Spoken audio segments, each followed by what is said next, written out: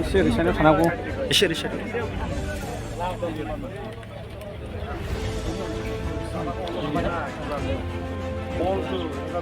रुनिकाटा college आरो रुनिकाटा ओनसोलनि लाइमोनफ्रा 10 किल'मिटारनि मोनसे मिनि माराथन खुंदों। बेयो जोबोद बाख्नायथाव आरो बाख्नायथावसिनबाव खोथाया जाहैबाय बे माराथननि जिनाखि उद्देश्य अबजेक्टिभ्स बेयो जाहैबाय जोंनि ससाइटिखौ मोनसे ड्राग्स फ्रि ससाइटि दानाय। दा बेखौ अर्गानाइज खालामनायनि थाखाय आङो बे रुनिकाटा ओनसोलनि जिनाखि लाइमोनफोर बिथांमोनखौ आङो जोबोद साबायखर बावदों। जोङो ससाइटिनि थाखाय मावलांनांगोन। जोंनि गेजेराव ड्राग्स एडिक्टेडा बारायबाय थादों। दा बेफोरखौ जुदि फोजोबनांगौबा जोङो मोनसे मोजां गोग्गो समाज मोननांगौबा जोङो बिनि हेंथायै गसंथेनांगोन आरो जोङो एवारनेसखौ लाबोनांगोन। सार साबैसे लाइमोनफोरा बाहागो? दिनै जिनाखि माराथन खारनाय बेवहाय गुबुन जायगानिफ्राय रुनिकाटानिफ्रायल' नङा, चिरां ओनसोलनिफ्राय, क'क्राझारनिफ्राय आरो गुबुन डिस्ट्रिक्टनिफ्रायबो फैदों। टटेल 103 103 जन 111 होनना बुंदों 111 दा एक्जाक्ट डाटाया फैबाय 111 जना पार्टिसिपेट खालामदोंमोन आरो बिदिनो टप 10 बासिदों आरो फार्स्ट प्राइज सेकेन्ड प्राइज दोननाय जादों। थुलुंगाखां मोनसे बान्था हिसाबै गेलेगिरिफोरनो मा बान्था?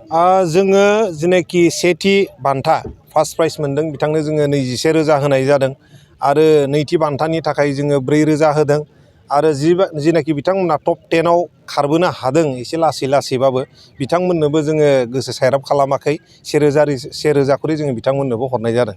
भबिष्यतआव आरो बेनिफ्राय साबसिन जोङो दा मोनसे प्लानिं खालामदों एसे बेलेग स्टाइलनि खारनाय। बिदिनो रुनिकाटानिफ्राय सरलपारासिम जोङो बाहाय खारनांगौ आरो बेबो मट'आ जागोन जोंना ड्राग्स फ्रि ससाइटि दानाय। जोङो रुनिकाटानिफ्राय लानानै खारजेननानै दैबो सानस्रिनानै बारनांगोन, हाग्राबो बारस'नांगोन, लामायाव मैदेरफोर फैयोबा बेफोरखौबो एरायनानै थांनांगोन। दा एसे बेलेग स्टाइलनि खारनाय जागोन आरो जोङो बेखौ खोब थाबैनो जागायनाय जागोन।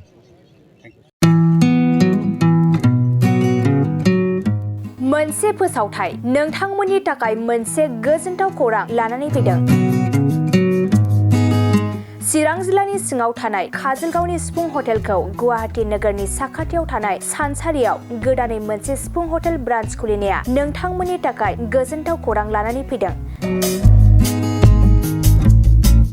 नोंथाङाबो जुदि गुवाहाटीयाव थायोब्ला एबा गुवाहाटी नोगोराव दावबायहैनाय समाव बर'नि दोरोङारि ओंख्रिखौ जानो लुबैयोब्ला गुवाहाटी नोगोरनि साखाथियाव थानाय सानसारियाव गोदानै बेखेवनाय सिफुं हटेलाव थांनानै जाहैनो हागोन।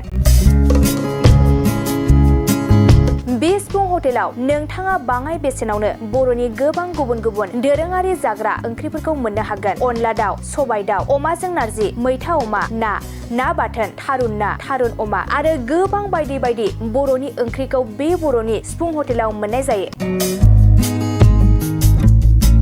सोरबाफोर जुदि बे सिफुं हटेलाव बर'नि संनाय खावनायखौ जानो थाखाय सिगांग्रो अर्डार हरनोब्ला नैबे 9864747796 9954772037 जानबुं नम्बराव कल खालामनानै बुकिं खालामहरनो हागोन।